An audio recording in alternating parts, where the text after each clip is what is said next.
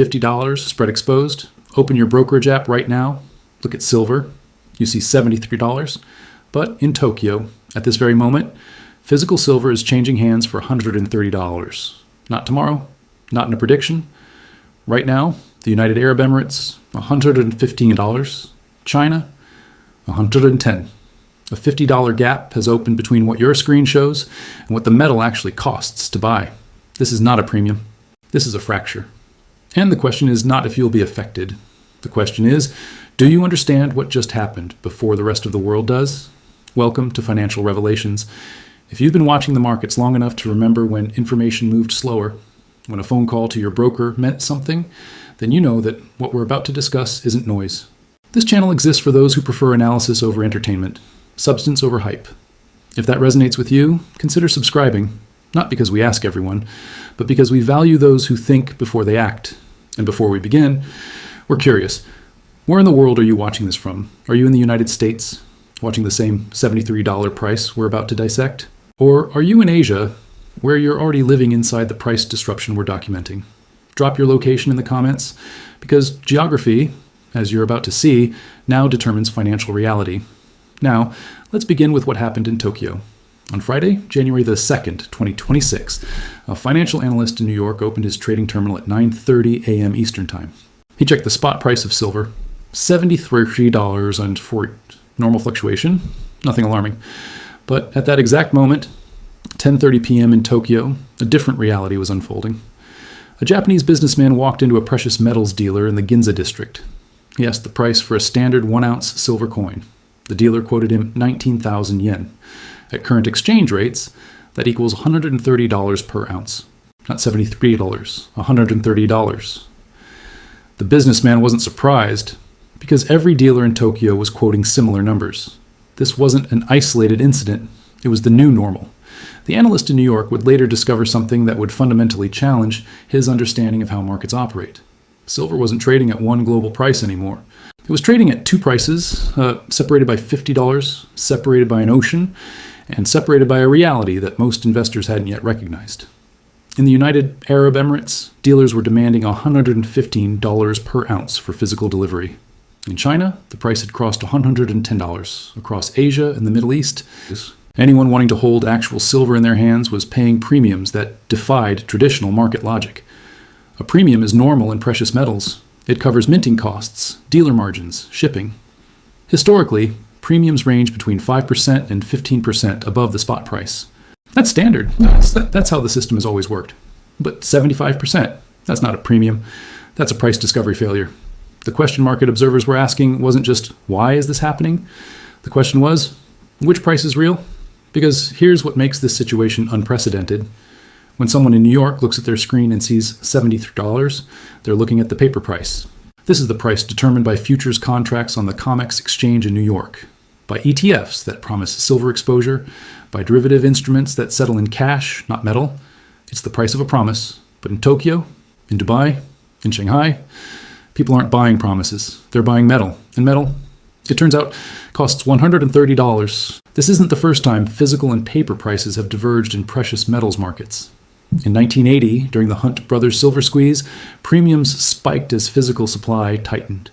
In 2008, during the financial crisis, investors couldn't find silver coins at any price while paper silver traded normally. In 2020, during the pandemic panic, premiums doubled as mints shut down. But those were temporary dislocations. Supply chains caught up, premiums normalized. The system corrected itself within weeks or months. This time feels different. This time, the spread isn't compressing, it's widening. Data from Japan's largest resale platform, Merkari Japan, shows consistent listings of standard silver coins at 19,000 yen throughout December 2025 and into January 2026. These aren't asking prices that sit unsold, they're completed transactions. People are paying these prices. Dealers in the Ginza district, one of Tokyo's most established precious metals markets, report the same numbers. Walk in with cash, walk out with silver, pay $130 per ounce. The evidence isn't anecdotal anymore, it's systematic. So what does this mean for someone watching their brokerage app flash 7314 in green? It means they're looking at a number that no longer represents the cost of acquiring the physical asset. They're looking at a reference price from a system that measures paper flows, not metal flows. And the gap between those two systems is where the real story lives. Because if you wanted to buy 100 ounces of silver right now, truly own it, store it, hold it, you're not paying $7,300. You're paying somewhere between $8,000 and $13,000 depending on your geography. That's not a rounding error. That's a market that is split in half. The analyst in New York eventually discovered the Tokyo price. He cross-referenced it with dealer quotes in Dubai, with premiums on major US platforms, with European market data. And he realized something that many investors have not yet realized. The number on his screen was accurate for one thing, settling paper contracts between institutions, but it was completely disconnected from the reality of physical metal acquisition. Two markets, two prices, one system fracturing in real time. And the question every serious investor now faces is simple. Which market matters? The one where prices are set by computer algorithms and derivative trading? Or the one where actual metal changes hands? Because, as we'll see in the evidence from Western dealers, this fracture isn't limited to Asia anymore. A silver buyer in Austin, Texas logged onto APMEX, America's largest online precious metals dealer, on the morning of January 2nd. He wasn't looking for anything exotic, just a simple 100-ounce silver bar. Generic, no special mint, no collectible value, just silver. The spot price on his screen read $73.14. He expected to pay maybe $75, perhaps $76 with a normal premium. The website loaded. The price appeared, $83.50 per ounce. He refreshed the page, thinking it was an error. Same price, $83.50. That's a $10.36 premium over spot, a 14% markup for the most basic silver product available. He checked SD Bullion. Same story, $82.75. JM Bullion, $83.20. Every major US dealer was pricing generic silver bars 8 to 10 above the spot price that Wall Street said silver was worth. But the price wasn't even the strangest part. The delivery timeline was, the website stated, ships in 2-3 weeks. 2 to 3 weeks. For a product that's supposedly sitting in inventory, in a market that's supposedly liquid. He remembered ordering silver in 2019. Orders shipped in 3 to 5 business days. Now, nearly a month wait time for the most basic product. Something had fundamentally changed in the supply chain, and the spot price wasn't reflecting it. The same pattern was emerging across Europe. A dealer in Frankfurt reported premiums of $9 per ounce over spot for standard bars. In London, even accounting for VAT, buyers were paying the equivalent of $85 per ounce. In Poland, premiums had spiked to 18% as Eastern European buyers flooded the market. This wasn't a regional anomaly anymore. This was a coordinated global phenomenon. Physical silver, everywhere, was trading at prices that made the COMEX spot price look like a theoretical abstraction. Industry insiders began asking a question that most retail investors hadn't considered. How much silver is actually available for delivery? Because here's where the mathematics become uncomfortable. The COMEX exchange, the primary institution that sets the global silver price, holds two categories of silver: registered silver, which is available for delivery against futures contracts, and eligible silver, which is stored in COMEX warehouses but not available for immediate delivery. As of late December 2025, registered silver sat at roughly 42 million ounces. That sounds like a lot, until you compare it to the open interest in silver futures contracts. Open interest represents the total number of outstanding futures contracts that haven't been settled. Each contract represents 5,000 ounces of silver. In December, open interest hovered around 180,000 contracts. Do the math. 180,000 contracts times 5,000 ounces equals 900 million ounces of silver claimed, but only 42 million ounces registered for delivery. That's a ratio of 21 to 1, 21 paper claims for every 1 ounce of deliverable metal. Now, in normal markets, this isn't a problem. Most futures contracts settle in cash, not metal. Traders close positions before delivery. They take profits or losses. They roll contracts forward. Physical delivery is the exception, not the rule. But what happens when that changes? What happens when a meaningful percentage of contract holders demand actual metal? The system doesn't have it. And that's when price, real price, starts to reveal itself. Refiners and mints were facing their own crisis. The U.S. Mint, responsible for producing American Silver Eagles, had already announced production constraints in late 2025. Demand was exceeding their capacity to strike coins. Private mints reported similar bottlenecks. A mint in Ohio that produces generic rounds explained the problem simply: we can't get blank planchets fast enough.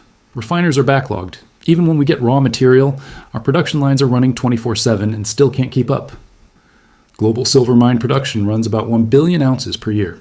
Total investment demand, jewelry, industrial applications, coins, bars, exceeds 1.2 billion ounces annually. The deficit is covered by recycling and above-ground stockpiles. But stockpiles are finite, and when buyers shift from paper exposure to physical ownership, the gap becomes a chasm. A portfolio manager in Chicago called his bullion dealer on January 2nd. He wanted to convert a portion of his client's paper silver positions into physical metal. The dealer quoted him prices, then added, "But I need to be honest with you. If you're buying size, I need 2 weeks minimum, maybe 3. The wholesalers are dry." The manager asked what dry meant. The dealer explained, "They have inventory, but they're not selling at spot plus normal premium.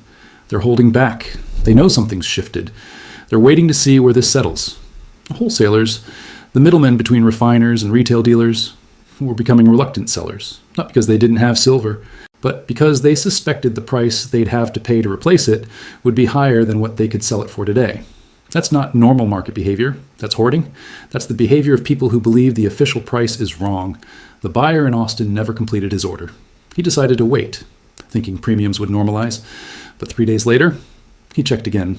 The premium hadn't dropped. It had risen to $11 per ounce, and the delivery time had extended to 4 weeks. The spot price on his screen still said $73, but the price to actually own silver, to hold it, to store it, that price was moving in only one direction, up.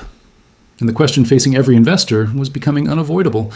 If dealers worldwide are charging $80 to $130 per ounce, why is the official price still stuck at $73? The answer, as we'll explore next, has everything to do with who benefits from keeping those two prices separated. A risk management officer at a major European bank received an unusual email on December 30th, 2025. It came from the derivatives desk. Subject line, "Silver exposure review, urgent." The email contained a spreadsheet. One column showed the bank's current short positions in silver derivatives. Another column showed the current spot price, $73 per ounce. A third column showed a hypothetical scenario. What if the spot price rose to match the physical price in Tokyo, $130 per ounce? The risk officer opened the calculation. His screen froze for a moment. Then the number appeared. 1.7 billion? That's how much the bank would lose immediately if silver prices converged to the physical market level. Not over time, instantly, because derivatives are marked to market daily. He stared at the number. Then he forwarded the email to the chief risk officer with 2 words. "We're exposed." This wasn't a problem unique to one bank. Across the global banking system, institutions hold massive short positions in silver derivatives. These positions were built over decades, designed to provide liquidity, to facilitate hedging for mining companies, to allow industrial users to lock in prices. In theory, these are legitimate market-making activities, but theory assumes something critical. It assumes physical supply can always meet paper demand. It assumes the paper price and physical price remain tethered. It assumes convergence is automatic. That assumption, as of January 2026, no longer holds. Here's why this matters. When a bank sells a silver futures contract, it's making a promise. "I will deliver you silver at this price on this date." Or more commonly, "I will settle this contract in cash based on the spot price." As long as spot price remains the reference, the system works. But what happens when buyers stop accepting cash settlement? What happens when they demand physical delivery? The bank must acquire real metal at real prices. And real prices in Tokyo, Dubai, Shanghai are $130. But the contract was sold based on $73. The difference, $57 per ounce, becomes an immediate loss. Multiply that by millions of ounces in outstanding contracts, and you're looking at systemic insolvency risk. A metals trader who spent 15 years at JP Morgan explained the mechanism in a private conversation. The game only works if physical and paper stay close. Once they decouple, someone's holding a bag of promises they can't fulfill. The question isn't if it breaks, it's who gets crushed when it does. He wasn't speaking hypothetically. In 2020, several smaller bullion banks faced delivery squeezes during the pandemic. They resolved it by offering cash premiums to contract holders, incentivizing them not to take delivery. It worked because the dislocation was temporary. But now, the dislocation isn't temporary, it's structural. The supply chain itself is fractured. Traditionally, silver flows in a predictable pattern. Mines extract ore, refiners process it into bars, wholesalers distribute to dealers. Dealers sell to retail and industrial buyers. At each step, the price is referenced to the COMEX spot. Everyone uses the same number. But starting in late 2024, that flow began breaking down. China, the world's largest silver importer, started bypassing traditional channels. State-owned entities began purchasing directly from mines, offering above-spot prices, locking in multi-year supply agreements. Russia followed. India increased direct purchases. These weren't market transactions in the traditional sense. These were sovereign accumulation strategies. And when sovereigns buy, they don't care about the COMEX price. They care about securing physical supply. A mining executive in Peru received an offer in November 2025 that stunned him. A Chinese state enterprise offered to purchase his mine's entire 2026 production at $95 per ounce, locked in for 3 years. The COMEX spot at the time was $68. He asked why they'd pay such a premium. The Chinese buyer said simply, "Because we need certainty. Paper markets provide price. We need metal." The executive accepted. His silver would never touch the COMEX system. It would flow directly from mine to refiner to China. And this wasn't an isolated case. Across South America, Africa, and Australia, similar agreements were being signed. Physical silver was being removed from the traditional market structure before it ever entered. Meanwhile, industrial demand was creating its own pressure. Solar panel manufacturers need silver, actual physical silver, for photovoltaic cells. Each panel requires about 20 grams. Global solar installation targets for 2026 require approximately 150 million ounces of silver. Electric vehicles use silver in batteries, charging systems, electronics. Defense contractors need silver for missiles, radar, electronics. None of these users can accept paper settlement. They need metal. They need it delivered. They need it now.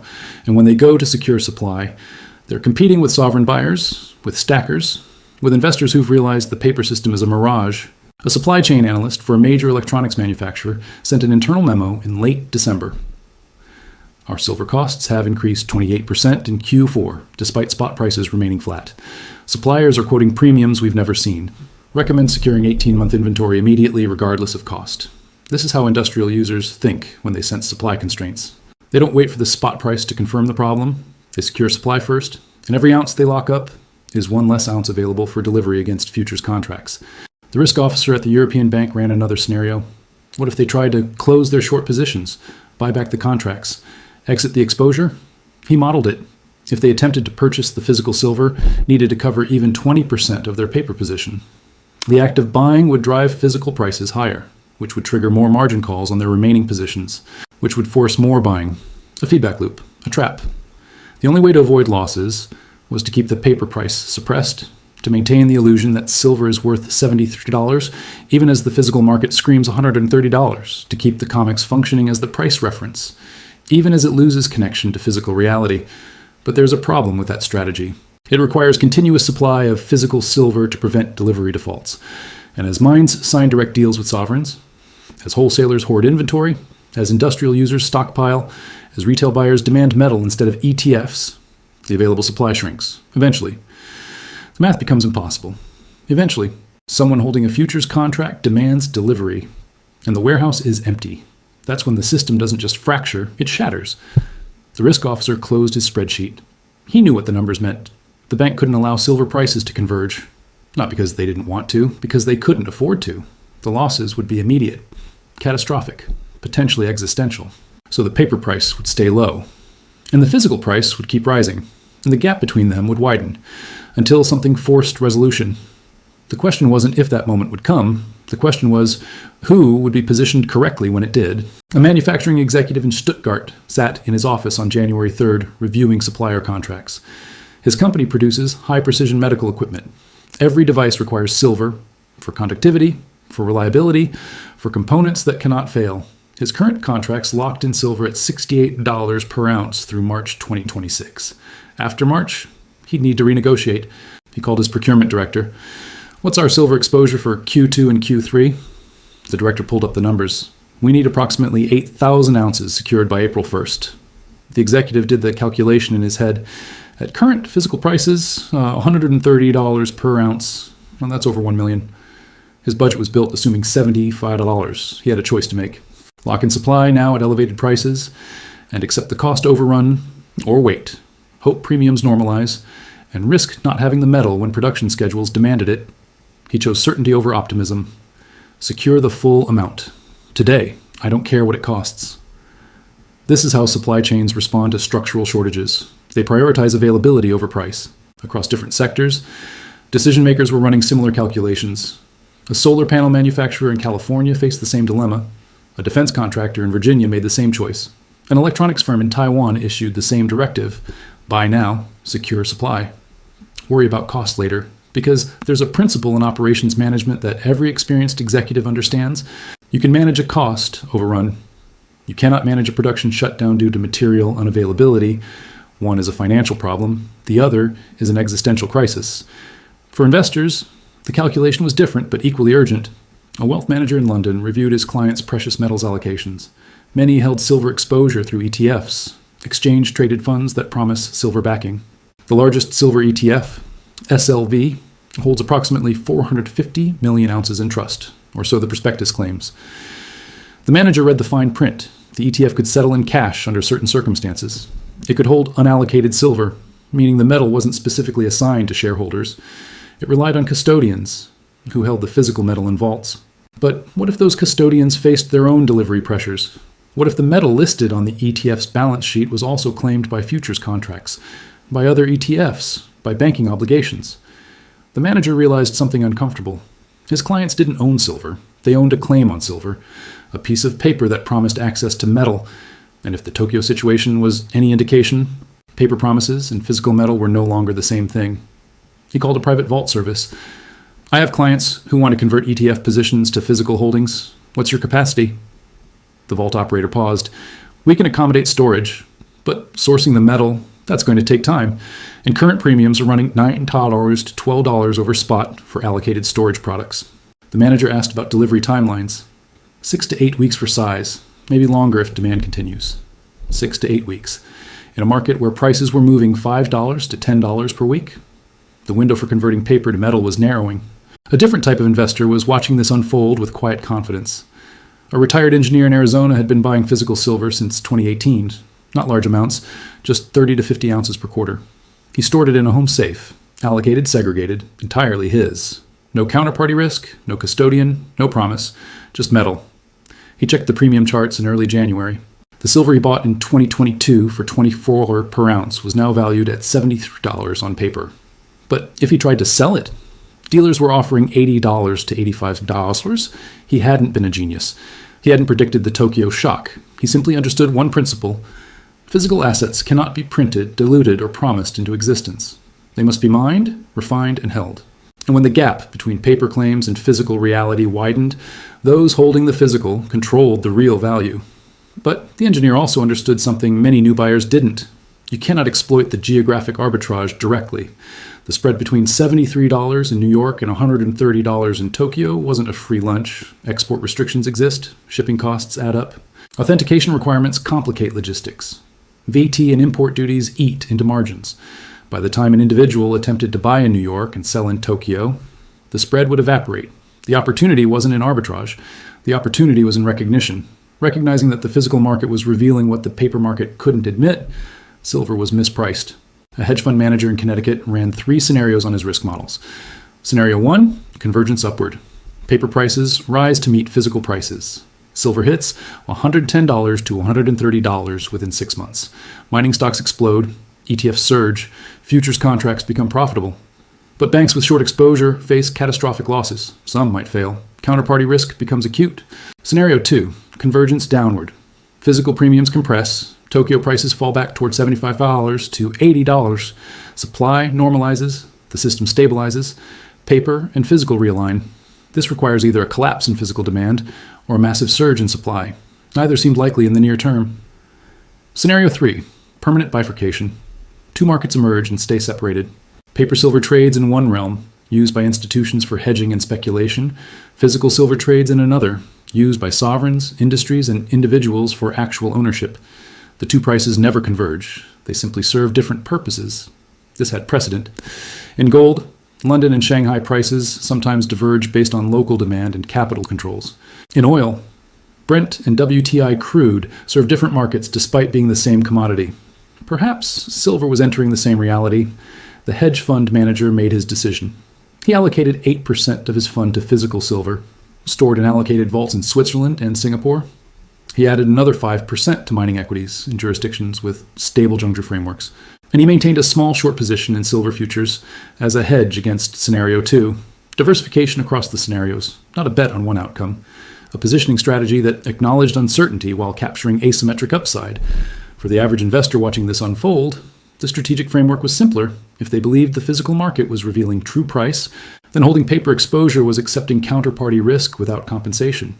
If they believed the paper market would eventually converge upward, then securing physical metal now, before convergence, was positioning ahead of recognition. If they believed both markets would remain separate, then the choice became philosophical. Did they want price exposure or metal ownership? Because those were no longer the same thing. A financial advisor in Singapore sent a memo to his high net worth clients on January 4th. The silver market has bifurcated. Your portfolio decisions must now account for which market you're accessing. Paper instruments provide liquidity and price exposure.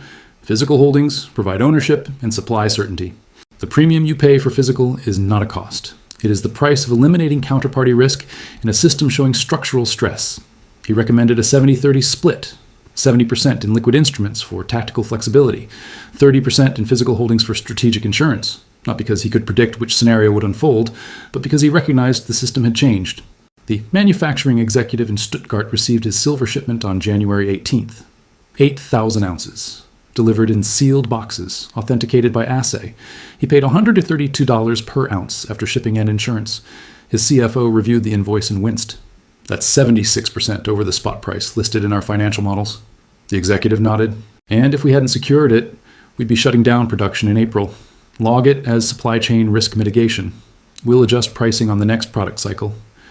He understood what many still didn't. The number on the screen, the spot price, the official quote. It was a reference point from a system that no longer controlled physical supply. And in manufacturing, in industry, in the real economy, physical supply is the only thing that matters. The question every investor, every business operator, every strategic thinker now faced was simple. Do you position based on what the screen says, or based on what the metal costs? Because the gap between those two numbers, that $50 to $60 spread, that's not noise.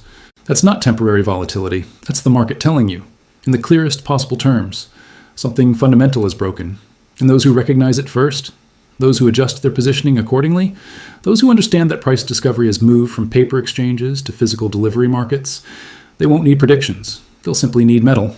Because when the recognition becomes universal, when the rest of the market realizes what Tokyo already knows, the price won't be $73. It won't even be $130. It will be whatever the last available ounce costs. And by then, positioning will be too late. The wealth transfer won't be coming. It will already have happened.